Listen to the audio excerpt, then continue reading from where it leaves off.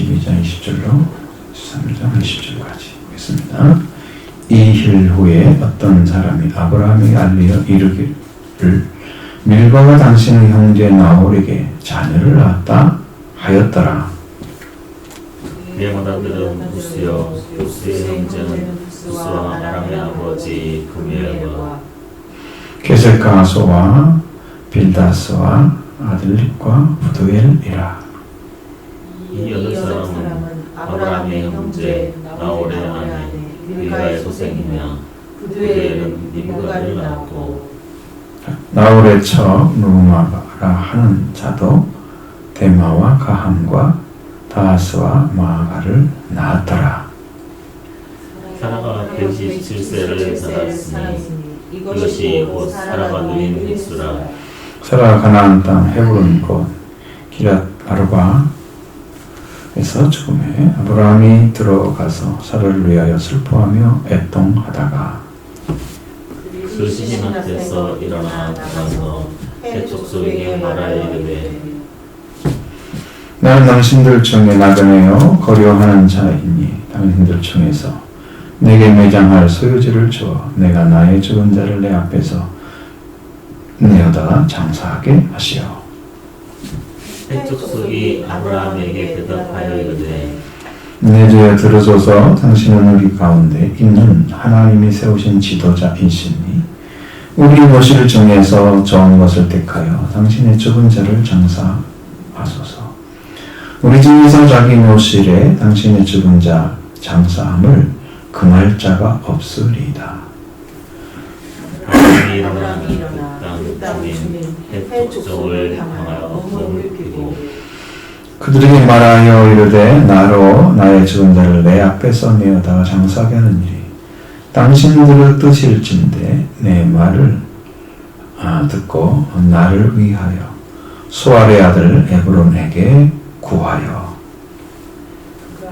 그의 방머리에 있는 그의 막벨라 굴을 내게 주도록 하되 충분한 대가를 받고 그 굴을 내게 주어 당신들 중에서 매장할 소유지가 되게 하기를 원하노라 하노니. 에브론이 해족속 중에 앉아 있더니 그가 해족속 곧 성문에 들어온 모든 자가 듣는 데서 아브라함에게 대답하여 이르되 내 주여 그리 마시고 내 말을 들으소서. 내가 그 밭을 당신에게 드리고 그 속의 굴도 내가 당신에게 드리되 내가 내 동족 앞에서 당신에게 드리오니 당신의 죽은 자를 장사하소서.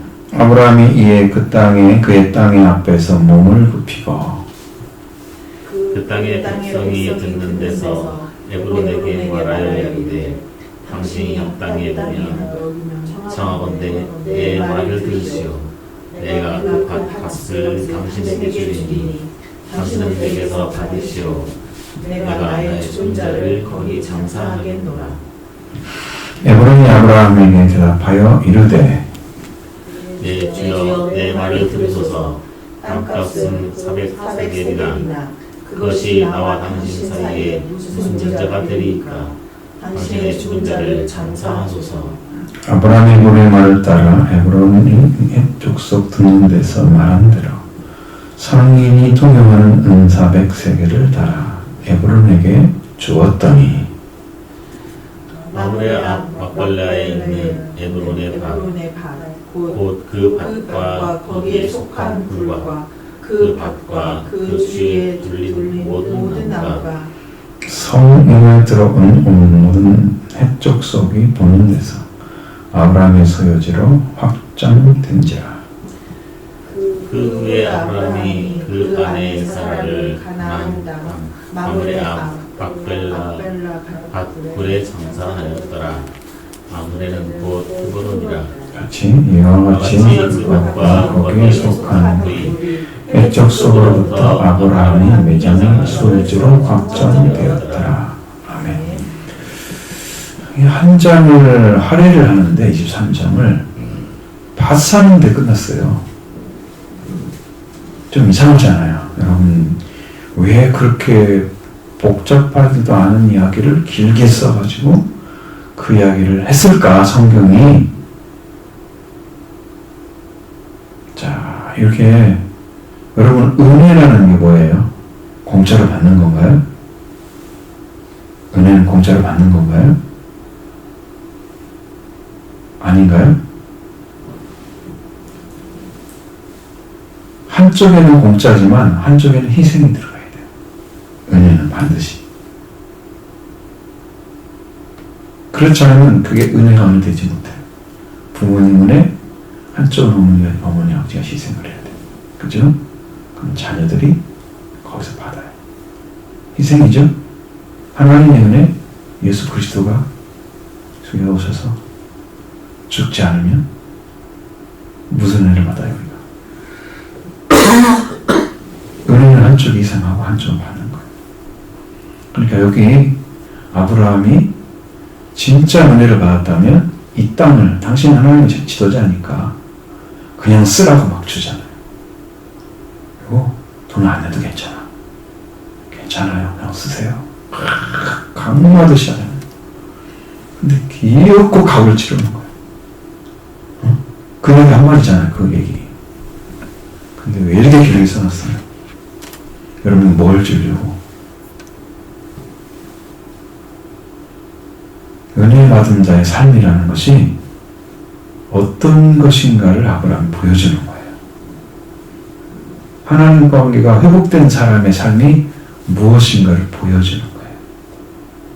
거기에는 반드시 값을 치른다. 공짜 없는 거죠. 그 은혜가 은혜되기 위해서 값을 치르는 거예요. 그분은 충분히 받을 수 있고 받을 자격도 있죠. 하나님께서는. 그런데 받지 않잖아요. 그러니까 공짜 좋아하면 문제가 생겨요. 항상 공짜로. 근데 이게 문제가 언제 생길까? 그것은 관계가 좋을 때는 문제가 안 생겨요. 어떤 문제가 생기면 반드시 싸움이 일어난단 말이죠. 그러면 공짜로 준 것에 사람들이 회의를 하는 사람이 있을 거라고. 여기 괜히 좋아가지고 이 사람들 관계 만들어서. 그럼 아브라함이 떳떳하게 샀어요? 거기에 대해서 아무 할 사람 없어요, 말할. 그렇죠? 그렇게 확장을 하셔야 돼요. 우리의 삶이. 그러면 명확해지는 거예요. 그러니까 여러분들 신앙도 생활이 어떻게 바뀌어야 되냐. 하나님 은혜를 받으면 받은 걸 가지고 우리나라 사람들 은혜면 그냥 다 공짜인 줄 알잖아요. 많이 그런 사람 하죠. 그러니까 더 싸게 해주시고 더 편하게 해주시고 더 좋게 해주시고 막 요구가 많아. 이 공짜인 민족이 우리 민족이 가격을 안 치르려고.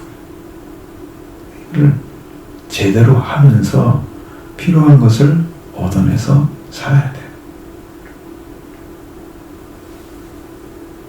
자, 근데 여기 맨 처음에 여기 이루었던 그 아브라함이 모리아였던 산에서 지금 수령을 드리고 그 씨로 주셨던 이삭은 도로 받고 그 다음에 천하만민 복을 받는 자 네가 하나님을 경외하는 자를 알게 하시고 그렇게 해서 이제 다시 내려오잖아요. 그 뒤에 바로 여기 이 나와요. 아브라함에게 누가 알려서 그 전에는 아브라함의 형제에 대해서 전혀 성경에 언급이 없는데 여기에 언급이 나오는 거예요. 왜 특별히 나올까? 벌써 어떤 일, 어떻게 하나님께서 일을 진행할 것에 대해서 알려주고 있는 거예요.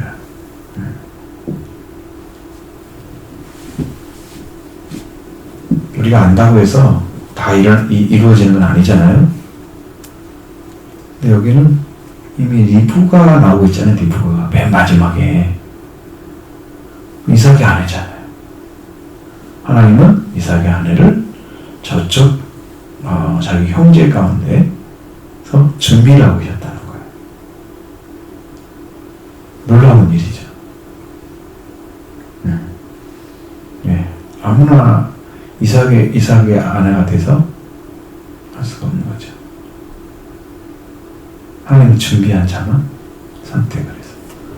그래서 그래서 거룩한 핏줄을 찾는 거예요. 그것을 하나님께 보여줘요. 거기에는 나홀을 통해서 낳았던 자녀, 밀가가 당신 형님 나홀에게서 자녀를 낳았다. 그래서 우수 형제는 부스, 이름하고 아버지 그멜과, 부스와 아람 아버지 부멜과, 게사가서와 빌다스와 이들락과 부드엘이라. 부드엘은 사람도 나타나죠. 그리고 이렇게 나온 다음에 8사람은 아브라함의 형제 나홀 아내 밀가의 소생이며, 밀가라는 한 여자를 통해서 8명이 태어났다. 그 보여줬죠? 그 형제의 아브라함의 형제 나홀의 아내 밀가 소생이 이렇게 되고, 그 다음에 거기에서 부드엘이 만군이 나타나잖아요. 그죠? 8형제 중에 그 부드엘이 리브가를 낳았다. 그 다음에 나홀이 밀가의 소생 외에 첩을 두어서 로우마라는 첩을 두어서 대마와 가온과 다마스와 마아를 낳았다. 그렇게 큰 성경에서 그들의 어떤 혈통을 찾아보는 일은 거의 없을 거예요. 네, 이렇게 하나님께서 그쪽에는 아브라함은 이렇게 하나님 구분해서 다 신앙을 진행시키면서 그쪽에는 그쪽의 형제를 통해서는 아브라함에 필요한 혈통을 이을 수 있는 사람을 하나님께서 준비하고 있다는 거예요. 그렇다고 보여줘요. 이 말씀은 무슨 의미냐면 치밀하게 준비하시는 하나님. 그래서 괜히 만나는 게 아니고 하나님께서 그렇게 거룩한 핏줄로 회복되게 하려고 하는 그 핏줄은 준비된 핏줄이라는 거예요. 딱 준비했어요. 우리가 우리의 삶도 하나님께 준비된 삶으로 이끌어 가신다면 놀라운 비밀들이 있어요. 우리가 알기 전에 이미 하나님 나를 하셨고, 난 하나님 잘 몰랐는데 하나님 나를 인도하고 계셨고, 하나님이 나를 주장하고 계셨다는 사실을 알게 되죠. 하나님 알기 전에 하나님은 나는 이미 알고 계신 거예요. 네, 이렇게 준비를 하시는 거예요. 첫째. 그리고 나서 사라 얘기가 나와요. 바로 사라가 이제 127세를 살고 사라가 누린 햇수라. 그래야 돼서 이제 사라가 가나안 땅 헤브론 곧 기럇 아르바에서 죽었다. 헤브론 또 기럇 아르바, 그리고 19절에는 뭐라고 됐어요? 마므레 앞 박벨라 거기 장사했더라. 마므레는 뭐라고요? 헤브론이야. 헤브론의 이름이 몇 가지야? 2가지, 기럇 야림하고 마므레. 그 근방의 이름이 몇 가지가 되는 거란 말이에요. 한 동물을 이렇게 부르고 저렇게 부르는 게 있잖아요. 그런 이름의 차이죠. 헤브론을 기억하시면 좋아요. 아브라함이 아까 헤브론에서 한 걸 나중에 나올 거거든요. 그렇게 해서 헤브론에서 사라가 죽게 되고, 아브라함이 슬퍼할 기한이 있겠죠. 거기도 우리도 이제 며칠 안에 시신을 안장을 해야 하잖아요. 그리고 화장을 해서 안치를 하든지 어떻게 하든지 하는 것처럼 이제 이스라엘 법에, 히브리 사람들의 법에 따라서 그들도 어쨌든 사라를 장사를 지내야 되는 건데요. 이런 때가 딱 됐지. 그 앞에 슬퍼한다고 해서 일이 해결되는 건 아니고, 슬퍼할 수밖에 없죠. 오랫동안 살았던 아내가 목숨을 거둔 것에 대해서 얼마나 마음이 아프겠어요. 그래도 큰일 했잖아요. 하나님께 약속하신 그 아들 하나를 낳아줘도 그것이 그 사라의 가장 큰 일이란 거예요. 왜? 그렇게 어려운 삶을 다 참아내고 그 아들 하나를 낳기 위해서 일생이 지금 쓴 거잖아요. 하나님께서는 그 일생을 들어 쓴 거잖아요. 그 일생이 하나님의 약속의 말씀을 하나 이루기 위해서 쓰임받은 사람이에요. 엄청난 거예요. 여러분이 만약에 그런 자리에 서서 여러분 하나를, 여러분의 일생을 그런 거룩한 자리로 세워주기 위해서 쓰임받았다 그러면 여러분도 대단한 삶을 사는 거예요. 대단한 삶을 사는 거예요. 그 자리에 몸을 황무치지 않고 그 다음에 매몰되지 않고 인간적으로 그 힘든 삶을 참고 기다리면서 아들을 낳을 때까지 약속을 받주겠다고 약속하신 그것처럼 제 삶을 살아가는 거죠. 여러분의 삶이 정말 씨앗하면 않거나 영적인, 아니면 여러분이 거룩한 씨가 돼서 거룩한 씨로 쓰임받아서 여러분이 태어나면 여러분은 엄청난 큰일을 한 거예요. 내가 천국에 들어가는 것은 여러분 엄청나게 큰일을 하신 것입니다. 하나님은 그 하나의 씨앗을 기다리고 있는 거죠. 여러분이 중요하다는 거죠. 한 분이 한 분이 정말 중요하다. 천국에서는 그걸 보고 계십니다. 그래서 그냥 시신 앞에서 벌떡 일어나죠. 그리고 햇사람에게 갑니다. 해쪽 속에 있었던 땅입니다. 난 당신 중에 나그네고 거리가는 자이다. 당신 중에 내게 매장할 소유를 주어서 매장할 소유를 주어 내가 나의 죽은 자를 내 앞에서 장사하게 내어다가 장사하게 하십시오. 이렇게 아주 공손하게 뭐뭐 하라 라고 하지 않죠. 하시오. 이렇게 공손한 태도죠. 아브라함이 이렇게 거듭나고 그 거룩한 약속을 받았죠. 하나님을 경외하는 자라. 그 다음에 그는 그런 자를 가진 자로서의 삶이 바로 이 첫 번째 삶이 이거예요. 거듭난 자의 삶은 어떤 삶인가? 하나님 앞에 세워진 사람의 삶은 어떤 삶인가? 이걸 보여주는 그 땅을 얻는데도 아주 겸손하게 얘기를 하는 거예요. 그 모습 속에 아브라함의 성품이 어떻게 변했는가 알 수 있습니다.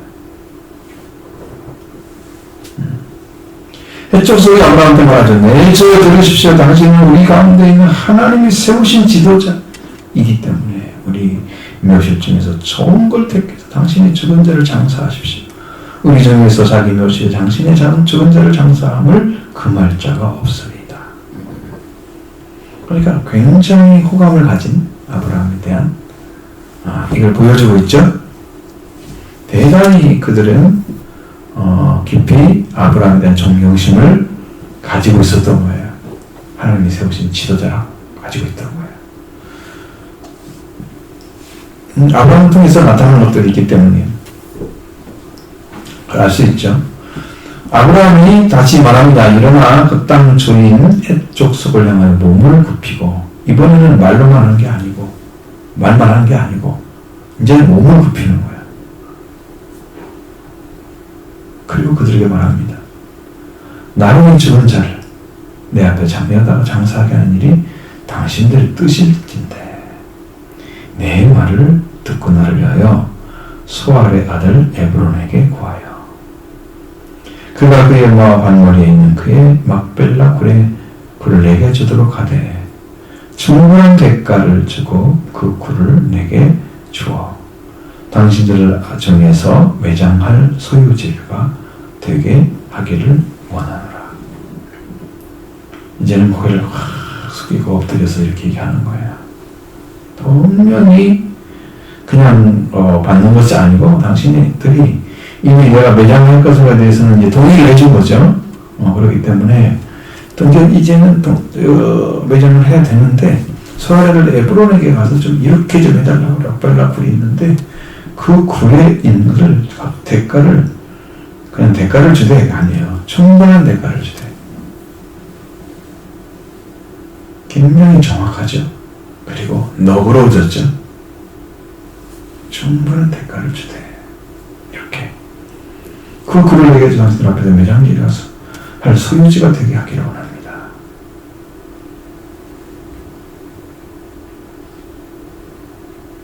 그러니까. 그러니까 은혜를 받은 사람들은 네 것도 내 것, 내 것도 내 것 그런 사람들이 얼마나 많은지 몰라요.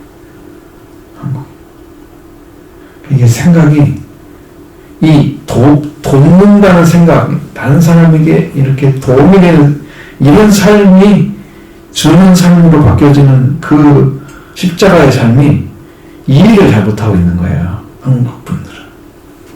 우리는 그걸 바꿔야 돼요. 의식을. 의미를 받고 난 다음에는 돕는 자의 삶으로 바뀌는 거예요. 하나님이 거기에 은혜의 역사를 베푸셔요. 작은 거라도 괜찮죠. 그걸 하면 내 마음에 내가 진심으로 하는 거고 하나님 앞에 그냥 주는 거죠. 베푸는 삶이죠. 그런 은혜의 삶을 우리가 올바르게 살 줄 알아야 돼. 누구하고 관계에서 지금 하고 있습니까? 자기 아내 때문에 하는 거예요. 그렇죠? 자기가 그걸 얻고자 하는 게 아니죠. 단 하나 자기 이익을 위한 게 아니에요. 아내는 장사를 해야 할 사람들 다 동의를 했으니까 그러면 내가 소아의 아들 에브론에게 말을 해서 이렇게 충분한 대가를 주고 막벨라 풀을 내게 얻어서 내가 주는 대로 장사하도록 해주십시오. 이렇게 도와달라고 합니다. 겸손함을 보여지죠? 에브론이 왔습니다. 해쪽 속 중에 앉아있더니 그가 해쪽 속 성문에 들어 온 모든 자기가 듣는 데서 아브라함에게 대답을 또 합니다. 이제 에브론이 대답이 중요하죠? 왜? 그에게 요청을 했으니까 그가 어떤 말을 하냐에 따라서 달라질 거예요. 내 주에 그림 마옵소서. 뭘 하지 말라면 돈을 주지 않아도 된다는 말이죠. 그림 마옵소서. 내 말을 들으소서. 내가 당신의 방ված을 당신에 드리고 그 속에 굴로 내가 당신에 드리되 내가 그 동족 앞에서 당신에게 드리오니 당신의 죽은 자를 장사하소서. 값을 요구하지 않습니다. 그냥 그 땅도 주고 굴도 막변이라는 말을 쓰지도 않아요. 내가 그 밭을 지금 맥벨라 굴을 달라고 한 분이 아브라함이잖아요. 근데 아브라함의 말을 알아들었어. 내가 그 굴을 그냥 주겠다. 당신이 드리고 그 속의 굴도 그 밭도 당신이 드리고 속의 굴도 당신에게 드리고 동족 앞에서 드리니까 사람들이 다 증인이다 이 말이에요. 그래도 사람이 증인이어도 사람은 바뀔 수 있습니다. 그러니까요, 우리가 사람을 믿기가 어려워요. 금방 말해놓고 상황이 바뀌었어 다 핑계를 대면 할 말 없이 또 속절을 다 당해야 돼요. 그러니까 그것을 믿을 수가 없는 거예요. 확실하게 가격을 제시하고 그 다음에 가격을 준 다음에 받으려고 하는 거예요. 아브라함이 이제 그 땅의 백성 앞에서 몸을 또 굽혔잖아요. 몸을 굽혔다는 거예요. 아주 겸손한 태도로 그 땅에 발생돼서 에브론에게 말합니다. 당신이 합당히 여기 오면 내 말을 들으시오. 내가 그 값을 당신에 주리니 당신은 내게서 받으십시오. 내가 나의 주는 자를 거기 장사하겠노라.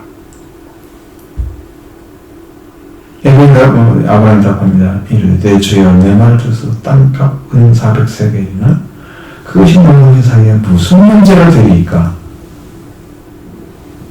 400세겔 그거 안 봐도 된다고 그러잖아요. 당신의 죽은 자를 그냥 장사하십시오. 그것도 안 받겠다는 거죠. 아브라함이 또 에브론의 말을 따라 에브론이 해적 속에 든 데서 말한 대로 상인이 통용하는 은 400세겔을 달아서 에브론에게 줬다. 여러분 그냥 일반적인 돈이 아니에요. 상인이 쓰는 돈. 그러니까 돈을 많이 버는 사람들은 그런 돈을 써야 되죠. 일반적인 돈을 쓰면 안 되죠. 왜? 그 사람은 장사를 잘하는 사람일 수 있으니까 당시에 통용되는 화폐 은 400세겔은 약 4.5kg 정도의 가 된다고 합니다. 은이 4.5kg 정도 400세겔을 달아주면 그 정도 가격을 주고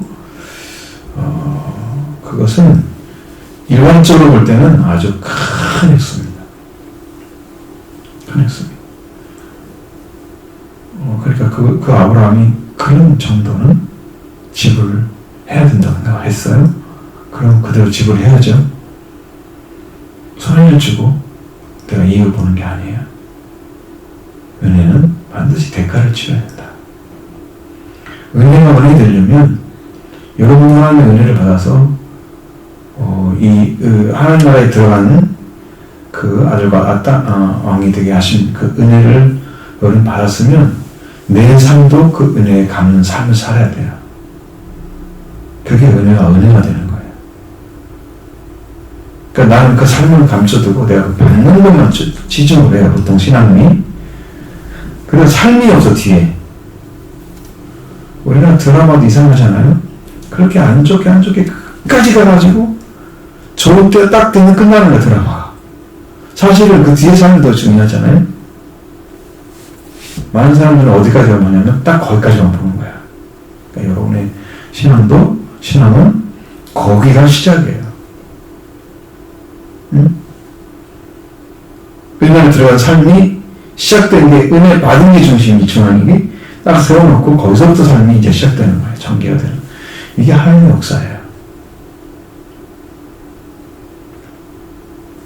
그걸 빼놓고 사는 삶은 크게 주님의 은혜를 드러내지 못하고 있는 삶인 거예요. 마므리아 막벨라에 있는 에브론은 밭 곧 그 밭과 거기에 속한 굴과 그 밭과 그 주위에 둘린 모든 나무가 성문에 들어온 해쪽 속이 보는 데서 아브라함의 소유로 확정된지라. 근데 여기 이 말만 있는 게 아니에요. 20절에 또 확정되었더라. 또 나와요, 소유지로. 왜 이런 이야기를 뭐 그렇게 굳이 이렇게 길게 써가지고 여러분 이게 말씀을 주겠어요? 잘 보셔야 됩니다. 그게 삶인 거예요, 시작이. 아브라함이 거듭나고 거룩한 삶의 시작인 거예요. 은혜가 은혜 되게. 반드시 그렇게 봐야 돼요.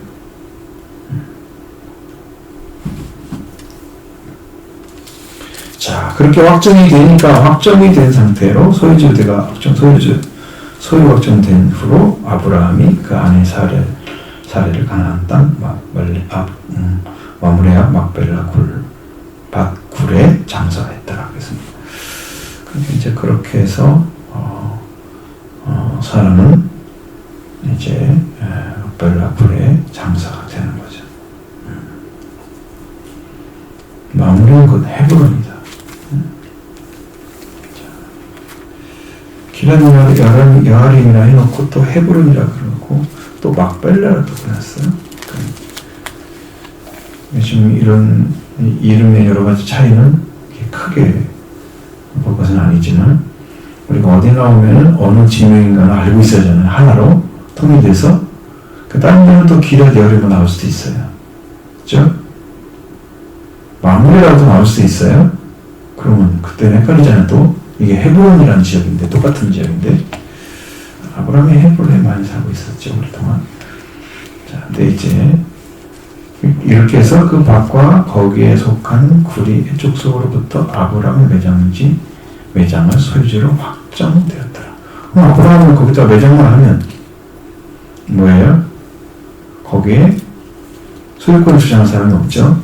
그러니까 아브라함은 아주 떳떳하게 자기의 삶을 살아가기 시작한 것입니다. 자, 우리의 삶이 하나님 안에서 세워지는 삶이라고 하면 삶은 피해를 끼치면 안 되고 손해를 줘서 안 됩니다. 그래서 제가 그냥 받는 게 굉장히 힘들어하는 거예요. 하나님 안에서 보면은 그게 은혜인 것 같긴 해요. 근데 이제 가만히 돌아보면 이걸 어떻게 해야 되지? 고민이 굉장히 많죠. 하나님한테 바르게 사용을 해야 되잖아요. 무슨 어떤 것이든 간에 어떤 것을 오더라도 그렇게 해야 돼요. 그래서 하나님 안에 사는 삶이 어떤 것이어야 되는가를 아브라함이 보여주고 있습니다. 여러분의 삶도 은혜 안에 들어간 삶을 바르게 살아가는 이 방법을 배워야 돼요. 아브라함에게. 선을 끼치면 안 된다. 그리고 그 문제를 해결할 마음이 또 겸손하게 한다. 사람을 함부로 하지 않는다는 거죠. 아주 그런 문제가 있느니 아브라함이 늙어서 이제 이 문제가 쭉 생기잖아요. 거기도 이제 이 아브라함이 가고 있는 모습이나 아브라함이 달려가서 어떤 아들을 위한 어떤 일을 행하거나 뭐 그런 거 하나하나 할 때마다 굉장히 하나님 안에 살아가는 삶의 모습들을 많이 나타내주고 있어요. 이 건강의 삶이 어떻게 바뀌는가를 봐야 돼요. 그런 차이를 발견하지 못하면 아브라함을 잘 모르는 것입니다. 아브라함의 삶이 어떻게 바뀌는가를 모르면 고귀한 자의 삶으로 존귀한 자의 삶으로 성경에 아브라함을 뭐라고 그랬어요? 하나님이 나의 벗 아브라함 그랬죠? 하나님의 벗으로 받으셨어요. 아브라함 영적인 위치가 우리 안식처가 되기도 합니다. 주님이 안식처 영원토록 쉰다고 하잖아요. 주님이 나의 심령 안에서 안식을 하시. 그래서 여기서 안식은 영원히 안식이 이루어지는 거죠. 하나님이 우리와 함께 계시는 거예요. 복음의 역사를 우리가 빠르게 인식하고 이해해야 된다는 것을 보여주겠습니다. 우리는 이제 교회가 세워져가는 작업을 좀 해야 되거든요. 어떻게든 하나님이 하시는 방식은 우리가 계획한 거 달라요. 그래서 여러분이 영적 회복이 이루어지면 여러분은 다 하나님이 동참하는 자가 될 것입니다. 이렇게 될 것입니다. 그러니까 거기에 포커스를 맞추고 그러니까 우리는 우리 구원과 관련이 돼 있어요.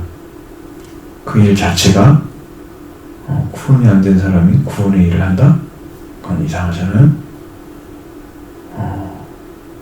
어떤 일도 수련이 잘 된 사람이 그 일을 해야 맞죠. 우리의 기술과 능력은 예수 그리스도 속죄와 부활에 입은 사람이 능력이 있는 거예요. 최고의 능력이죠. 그보다 더 좋은 기술이 없죠. 땅에서 생명력 넘치는 능력이잖아요. 이 복음을 받아서 우리가 세워진다면 교회는 하나님이 사용하실 것입니다. 그 길을 지금도 찾고 계시는 거예요. 뜨겁게 일어난 사람이 좀 필요한 거예요. 뜨겁게 믿음으로 일어나기를 원합니다.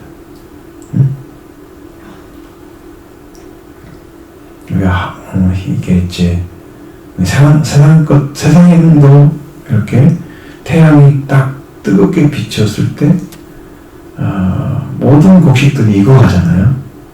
이렇게 이 땅에 이렇게 아직 봄이잖아요. 지금 너무 뜨거워버리면 나오는 생각들 다 말라 죽어요. 그래서 지금은 적당하게 비춰줘야 맞는 거예요. 비도 적당히 와야 되고.